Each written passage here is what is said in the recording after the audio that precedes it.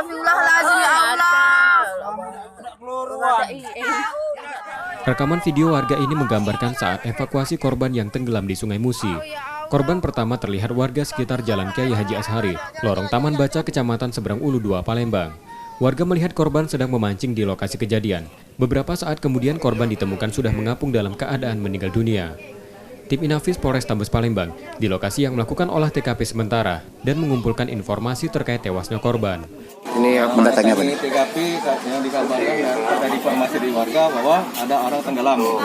Posisi kada mancing, tiket SPK dengan tiket fungsi langsung datang ke TKP dan didapatkan memang benar kejadian tersebut. Dugaan sementara apa bang penyebabnya tenggelam itu? Menurut dari informasi dari tetangga dari korban mengalami sakit epilepsi. Oh jadi epilepsi kumat gitu ya bang? Ya, untuk dia keadaan.